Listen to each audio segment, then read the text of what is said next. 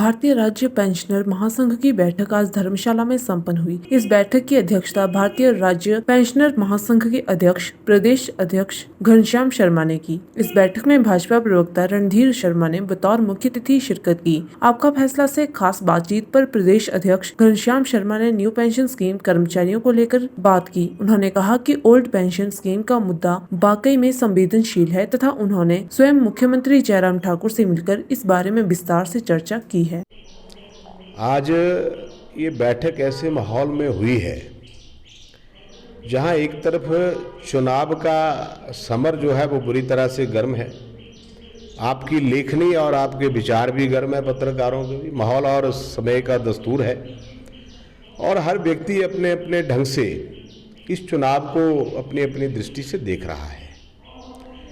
भारतीय राज्य पेंशनर महासंघ की आपात बैठक इसलिए बुलाई गई है, इसलिए भी महत्वपूर्ण है कि धर्मशाला के अंदर कारपोरेशन का चुनाव है और भारतीय राज्य पेंशनर महासंघ ने हमेशा ही भारतीय जनता पार्टी का साथ कंधे से कंधा मिला करके दिया है और जब चुनाव हो और भारतीय राज्य पेंशनर महासंघ पीछे रहे, ऐसा कदापि भी संभव नहीं है।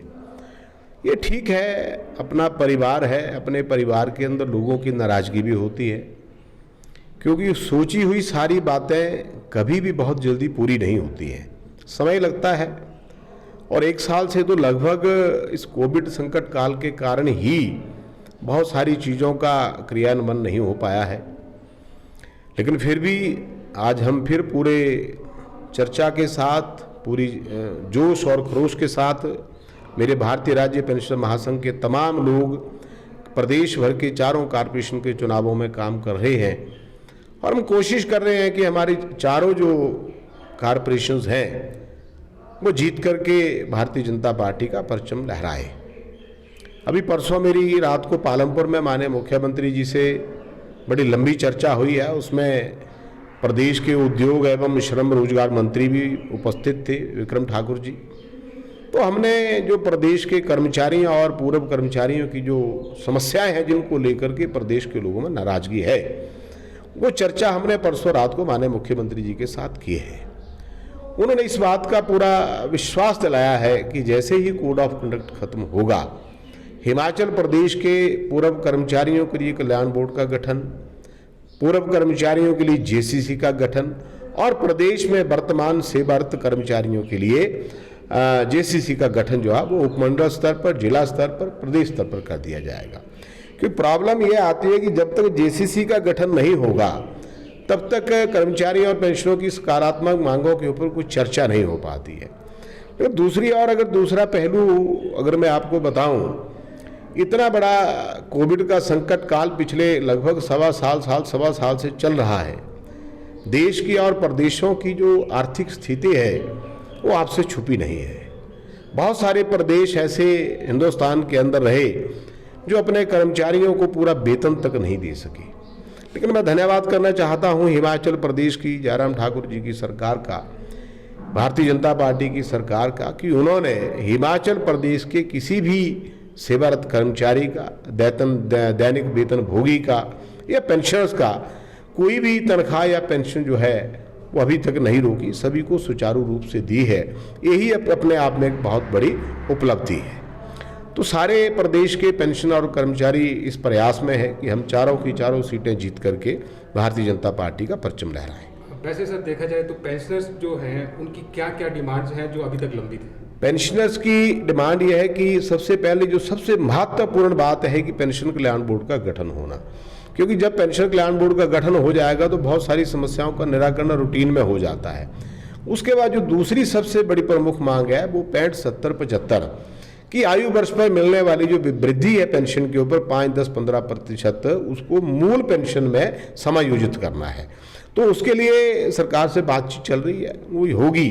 और पूरे प्रदेश के पेंशनर्स के लिए और कर्मचारियों के लिए जो हमारा चिकित्सा भत्ता होता है, हमारी ये मांग है कि इसको कैशलेस किया जाए। ये सबसे बड़ी मांग है। अगर ये कैशलेस हो जाता है तो सरकार को भी करोड़ों रुपए का फायदा होगा और लोगों को किसी प्रकार की असुविधा का सामना नहीं करना पड़ेगा। ऐसी हमारी मुख्य समस्याएं हैं।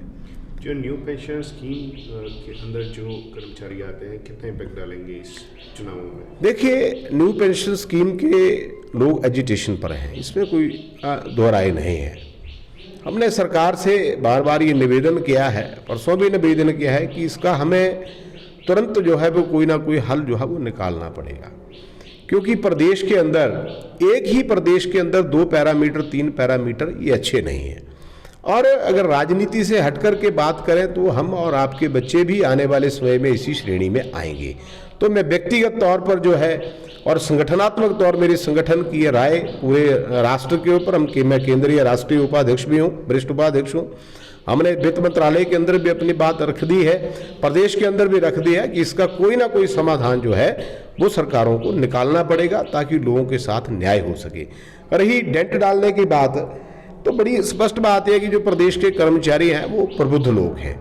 हाँ, अपनी मांगों को लेकर के, अपने हक को लेकर के लड़ाई लड़ना लोकतंत्र का एक तकाजा है, हर व्यक्ति के पास ये अधिकार है। लेकिन ये भी लोगों को समझ है कि आज जहाँ प्रदेश में भारतीय जनता पार्टी की सरकार है, वहाँ केंद्र में भी भारतीय जनता पार्टी की सरकार है।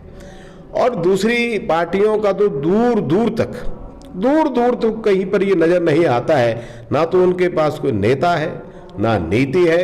4-4, 5-5 लोग मुख्यमंत्री के दावेदार हैं। तो हमारा प्रदेश का प्रबुद्ध समाज इस बात को समझता है कि मौजूदा समय में भारतीय जनता पार्टी के साथ ही सब चलेंगे। परिवार के अंदर गिले शिकवे होते हैं, उनको मिल बैठ करके निपटा लिया जाएगा। धर्मशाला से ब्यूरो प्रमुख सनी महाजन की रिपोर्ट।